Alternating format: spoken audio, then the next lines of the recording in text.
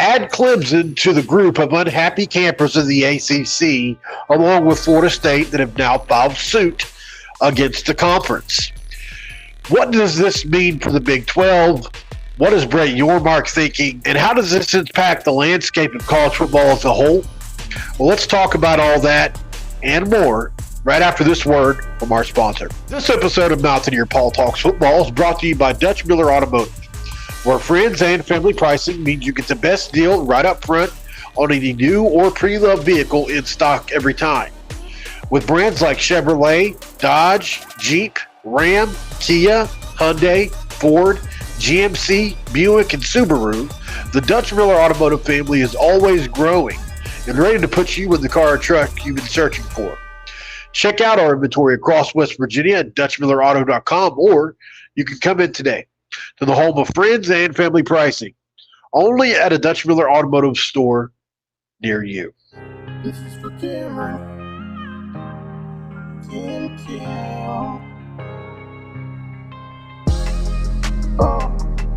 Good afternoon, guys. What's up and welcome in. My name is Mountaineer Paul. This is another edition of Mountaineer Paul Talks Football. Today on the episode, we talk about Clemson and the lawsuit they have now filed against the ACC, adding to with Florida State, although they were able to preemptively file theirs without the ACC actually being able to counter because they don't have the same laws as Florida, and Florida State had to give ACC 24 hours notice, but Clemson did not. Don't really know how much of an upper hand that gives them in this, but I guess it must be some little, maybe just a small smidgen. I guess the way courts move, that may be the case. Let's read an article first, kind of get what exactly are they asking for here? And then what about the Big 12 and all this? Let's get into it. Clemson takes aim at ACC grant of rights and lawsuit following Florida State's lead.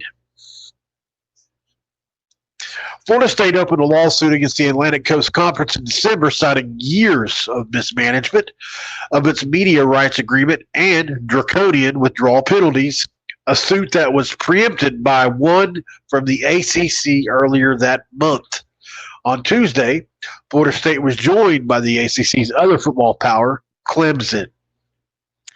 In Clemson's lawsuit filed in Pickens County, South Carolina, the school makes it clear that the lawsuit is focused on the feasibility of finding a new conference home, citing that the grant of rights agreement that runs through 2036, which would allow the league to own a school's media rights even after departure. Clemson cites the price as an exorbitant $140 million to leave the conference, later comparing it to lesser fees of the other Power Four conferences via Ross Dellinger of Yahoo Sports. Each of these erroneous assertions separately hinders Clemson's ability to meaningfully explore its options regarding conference membership, to negotiate alternative revenue sharing proposals among ACC members, and to obtain full value for its future media rights, the school said in a lawsuit as shared by ESPN's Pete Thamel. The school goes on to argue that the grant of rights only covers games played while Clemson is in the ACC, and that the media rights to games played at a time when Clemson is not a member of the ACC were not part of any grant of rights. Clemson, along with the league's other members, cite the grant of rights in 2013, argues that the agreement should not cover future games played as a member of another conference before the 2036 date. It calls this a public misconception that interferes with Clemson's pursuit of opportunities with other collegiate conferences and media providers regarding potential future collaborations. The suit is not identical to the one brought forth by Florida State in December.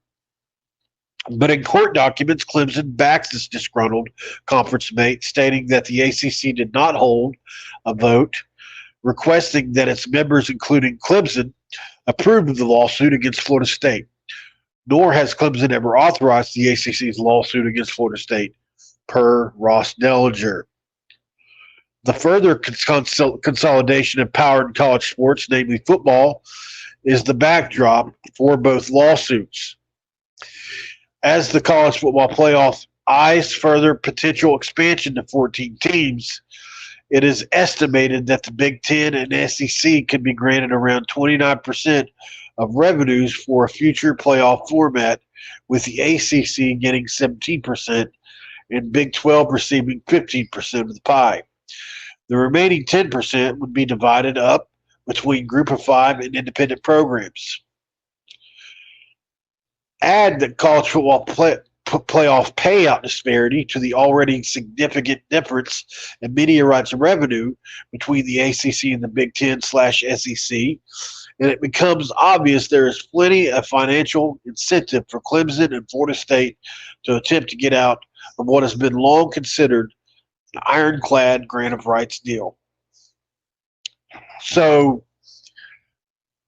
this is a pretty big deal in that now we've got two members of the ACC deciding these differences. And I don't know what can come of it, but in an age where people are filing lawsuits against the NCAA, or they're filing injunctions against the NCAA not to have to follow certain rules, seems like almost anything goes in this day and age. Seems like everything, the court says yes to everything, almost to everyone. But people have long considered this to be an ironclad agreement. So let's break it down to steps and really kind of see what exactly does Clemson have a problem with. And Ross Dellinger has provided a series of tweets as he's dug into some of this to kind of provide us with some excerpts, if you will, from what Clemson has filed. So let's get on with that. Clemson wants the court to rule that, number one, the ACC does not own the broadcasting rights to its games after it leaves the league. Number two, it is not required to pay the exit fee. And number three, it owes no other fiduciary duties to the conference. So Clemson wants to have to pay nothing. They don't want the ACC to own anything after they leave.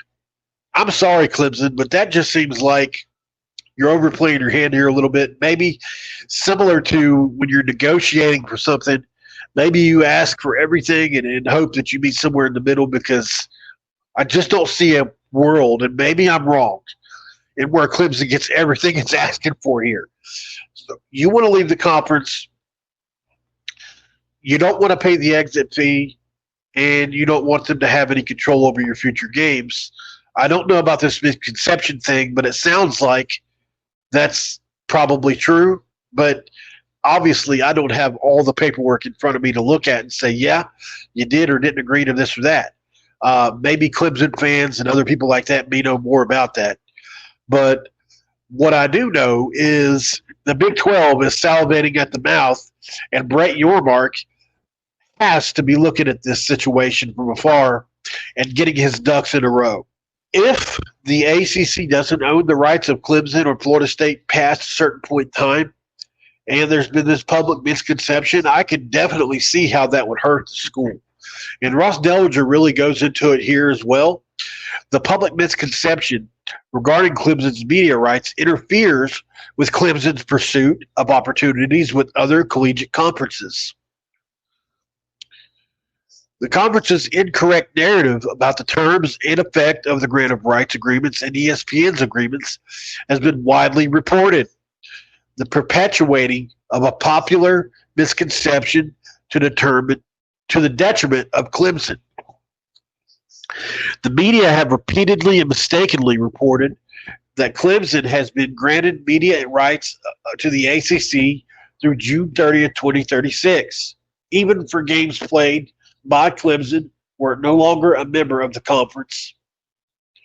Because of this inaccurate description, it appears to other athletic conferences and third parties that Clemson cannot, as a legal matter, grant its media rights to future games to another collegiate athletic conference before June 30th, 2036, even if Clemson leaves from the ACC prior to that date.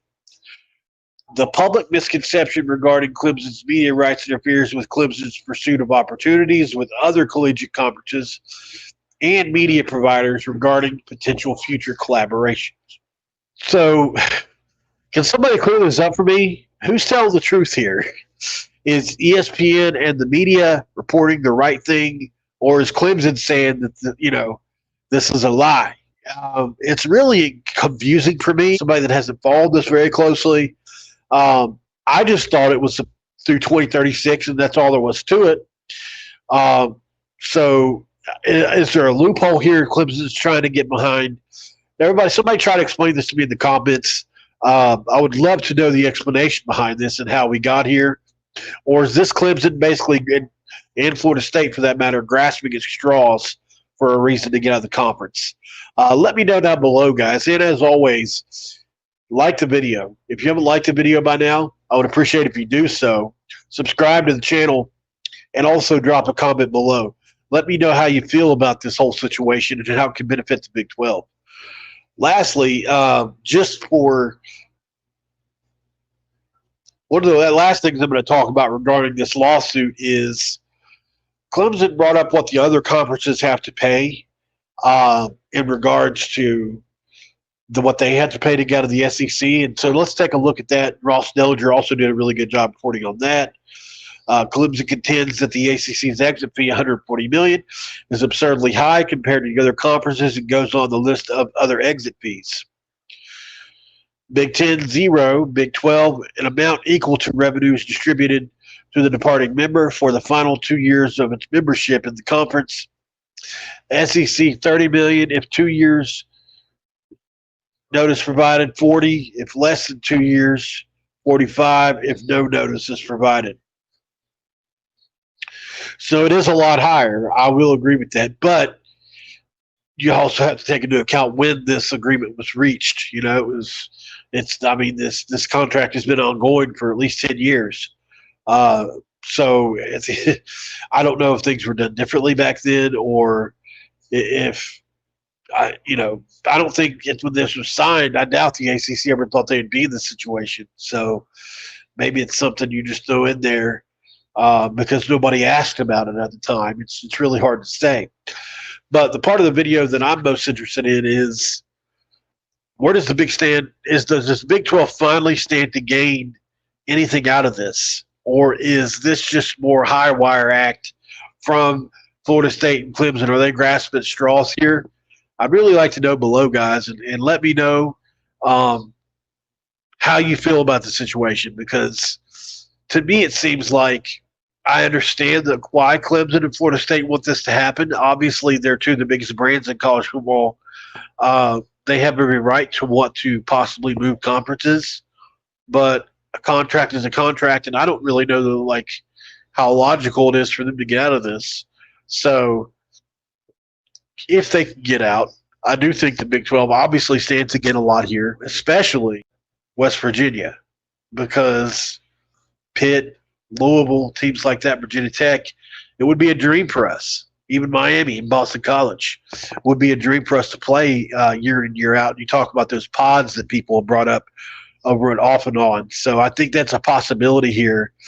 Wait for more details to show out on this, guys. I expect it's going to get a lot worse before it gets better. So hopefully the Big 12 is in a position to strengthen itself. We don't want to be the ACC's position ever again as West Virginia fans. So let's hope it stays that way, guys. Hope you enjoyed the video. Don't forget to subscribe. I'll be doing some more spring content on West Virginia spring game coming up in about 6 days. We'll be doing the formal spring practice preview. We did a little bit of a live one last night. We're going to be doing a deeper dive coming up here in a couple days. So hope you enjoyed the video, guys. This has been another edition of Mountaineer Paul Talks Football. This episode is over. I'm out. This is for Cameron. Cam. Oh.